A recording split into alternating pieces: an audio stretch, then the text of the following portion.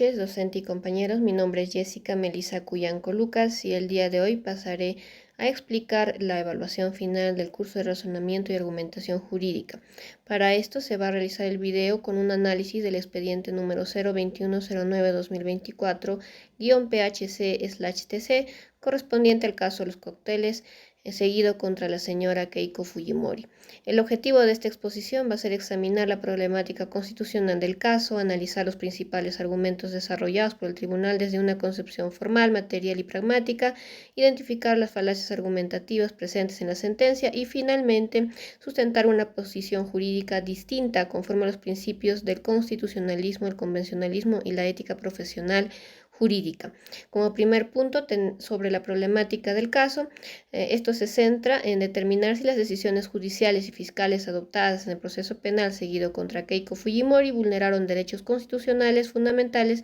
y si como consecuencia de ello correspondía que dichas decisiones fueran anuladas por el Tribunal Constitucional a través del proceso del habeas corpus. La demanda sostiene que en el marco del proceso penal por los presuntos delitos de lavado de activos y organización criminal se habrían vulnerado diversos derechos fundamentales reconocidos por la Constitución.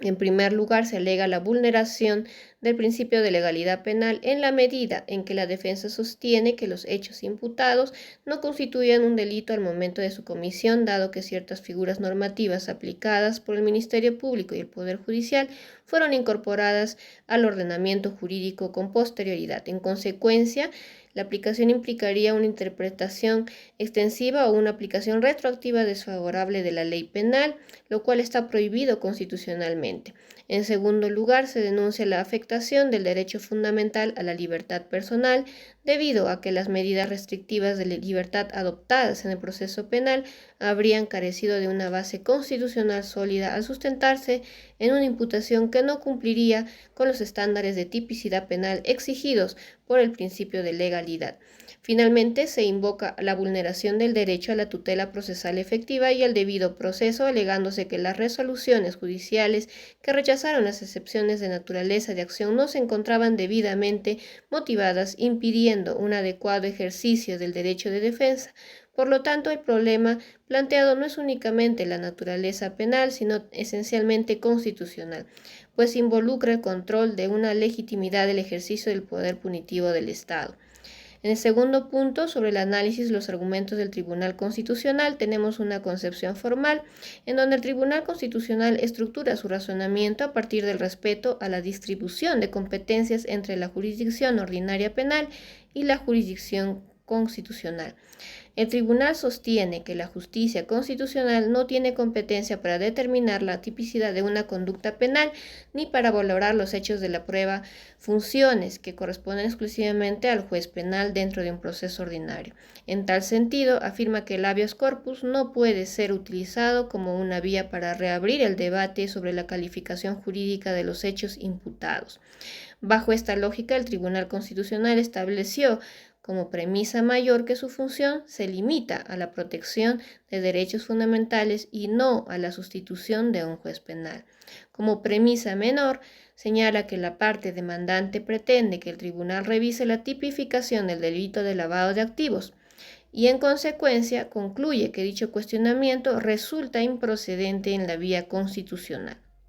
Este razonamiento evidencia una concepción formalista del control constitucional centrada en el respeto estricto de las competencias procesales. Por otro lado, en la concepción material, el tribunal desarrolla un análisis sustantivo de los derechos fundamentales involucrados, especialmente el principio de la legalidad penal. El tribunal reconoce que el derecho penal se rige por los principios de taxatividad, previsibilidad y retroactividad, lo que implica que una conducta solo puede ser sancionada penalmente si es que ésta estaba claramente tipificada como delito al momento de su comisión. Asimismo, señala que no es constitucionalmente válido ampliar el contenido de los tipos penales mediante interpretaciones extensivas en perjuicio del imputado. En relación con la excepción de naturaleza de acción, el tribunal sostiene que si los hechos imputados no constituyen delito, el proceso penal no puede continuar, ya que ello implicaría someter a una persona a un proceso penal carente de base legal, convirtiendo el proceso mismo en una forma de sanción anticipada. Asimismo, el tribunal subraya que la libertad personal constituye un límite material al ejercicio del ius puniendi del Estado, afirmando que el poder penal se encuentra subordinado a la Constitución y que toda afectación a la libertad debe estar debidamente justificada en una imputación constitucionalmente válida.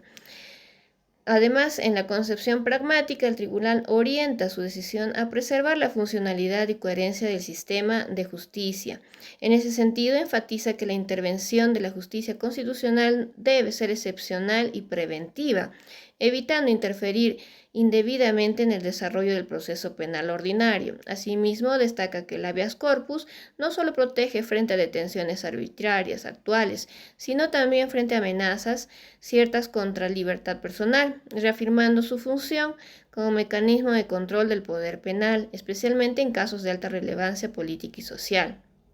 En el tercer punto,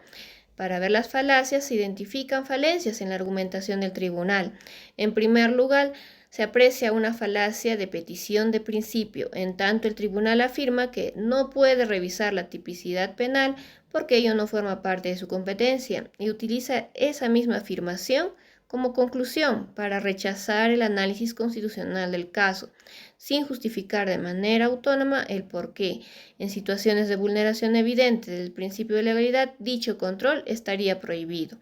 En segundo lugar, se observa una falacia de afirmación implícita del consecuente, al asumir que debido a que el proceso penal continúa su curso, la imputación debe considerarse válida y típica, sin realizar un examen constitucional suficiente sobre la legalidad de dicha tipificación.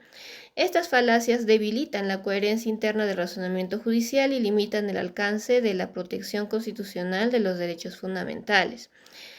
Como cuarto punto, sobre mi postura jurídica y propuesta del fallo distinto, desde mi postura jurídica sostengo que la justicia constitucional sí tiene competencia para realizar un control excepcional sobre la interpretación y aplicación de los tipos penales cuando éstas vulneran de manera manifiesta el principio de legalidad penal y otros derechos fundamentales. Si bien el Tribunal Constitucional no debe sustituir al juez penal en la valoración de los hechos o la prueba, sí le corresponde verificar que las interpretaciones jurídicas realizadas por los órganos ordinarios no sean arbitrarias, irrazonables o incompatibles con la Constitución y los tratados internacionales sobre derechos humanos. En ese sentido, el control constitucional de la legalidad penal resulta plenamente compatible con los principios del constitucionalismo moderno y del convencionalismo, los cuales exigen que toda restricción de derechos fundamentales se encuentre debidamente justificada, sea proporcional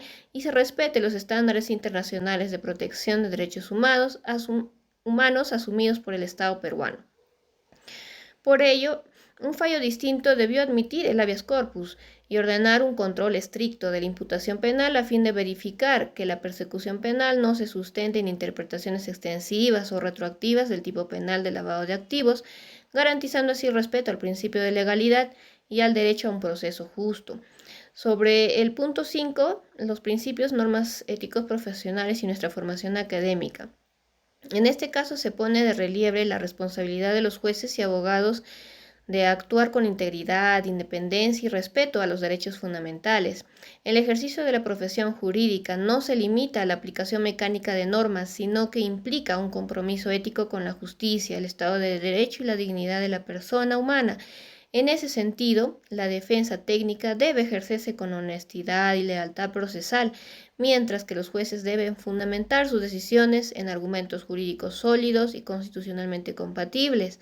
Mi formación académica en Derecho refuerza esta concepción ética de la profesión al enfatizar que el razonamiento jurídico debe orientarse no solo a la eficacia normativa, sino también a la protección de los derechos humanos y a la realización de la justicia material. En conclusión, el análisis del caso Cocteles evidencia la importancia de una argumentación jurídica rigurosa, coherente y constitucionalmente orientada, capaz de establecer límites efectivos al poder penal del Estado y de garantizar la vigencia real de los derechos fundamentales en un Estado constitucional de derecho. Gracias.